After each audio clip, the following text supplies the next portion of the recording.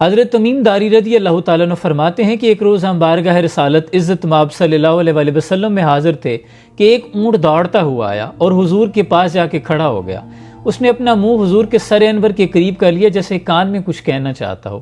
حضور نے اس کی بات سننے کے بعد کہا کہ اونٹ پرسکون ہو جا، اگر تو سچا ہے تو یہ سچ تجھے فائدہ دے گا، لیکن اگر تو جھوٹا ہے تو اس جھوٹ کی تجھے سزا ملے گی، اور ہمارے پاس پناہ لینے والوں کو اللہ بھی امان دے دیتا ہے۔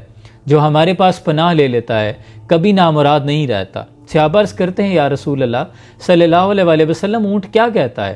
جس پر حضور نے فرمایا اس نے اپنے مالک کی شکایت کی ہے، یہ کہتا ہے کہ اس کے مالک اسے کاٹ کر کھانے کا ارادہ رکھتے ہیں۔ ابھی صحابہ سے گفتگو جاری تھی کہ کچھ لوگ دوڑتے ہوئے آئے، وہ اونٹ کے مالک تھے۔ کہنے لگے یا رسول اللہ صلی اللہ علیہ وآلہ وسلم یہ اونٹ 2 دن سے ہمارے پاس سے بھاگا ہوا ہے، آج آپ کے پاس ملا ہے۔ تو حضور نے فرمایا اس نے تمہاری شکایت کی ہے، یہ کہتا ہے کہ جب یہ جوان تھا موسم گرما آتا تو تم گرم علاقوں کو چھوڑ کر سرد علاقوں کی طرف سفر کیا کرتے، چراگاہوں کی طرف سفر کرتے، اس پہ سوار ہوتے، اس پہ سامان لاتے۔ جب موسم سرما آتا تو تم گرم علاقوں کا رخ کیا کرتے، اس پہ سوار ہوتے، تم اس سے فائدہ لیتے رہے، لیکن آج جب یہ اس خستہ حالی کو پہنچ گیا ہے کہ بوڑھا ہو گیا ہے تو تم اسے کاٹ کر کھانے کا ارادہ رکھتے ہو۔ وہ عرض کرتے ہیں یا رسول اللہ صلی اللہ علیہ وآلہ وسلم اللہ کی قسم آپ نے بالکل سچ فرمایا ہے۔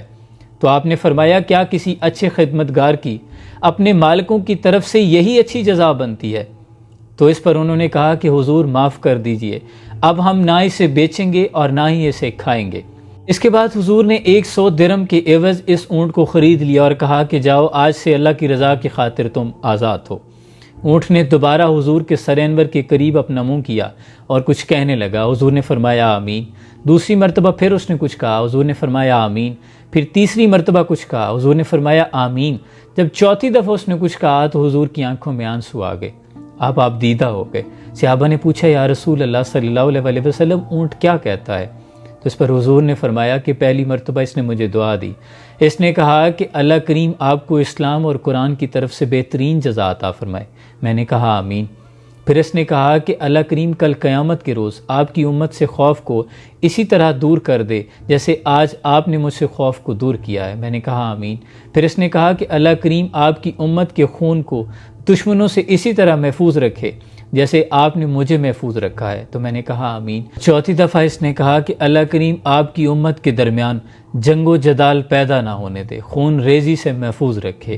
اور یہ سن کر میری آنکھوں میں آنسو آ گئے، کیونکہ یہی وہ دعائیں تھیں جو میں نے اللہ سے مانگی۔ پہلی 3 دعائیں اللہ نے قبول کر لی، لیکن چوتھی دعا سے اللہ نے مجھے منع فرما دیا، اور جبریل امین نے مجھے خبر دی کہ آپ کی امت آپس میں تفرقہ بازی کے ساتھ اور جنگ و جدل کے ساتھ ہلاک ہو جائے گی، یعنی آپس کی نفرت اور نفاق کے ساتھ تفرقے میں پھیل جائے گی۔ دیکھیں میرے عزیز، حضور اکرم صلی اللہ علیہ وآلہ وسلم کی وہ دعا آج حقیقت بن رہی ہے۔ مسلمان کے خون کا پیاسا ہے، نفسا نفسی کا عالم ہے۔ ہم اپنے ذاتی مفادات کی خاطر کسی دوسرے کو دھوکہ دینے سے، قتل کرنے سے گریز نہیں کرتے۔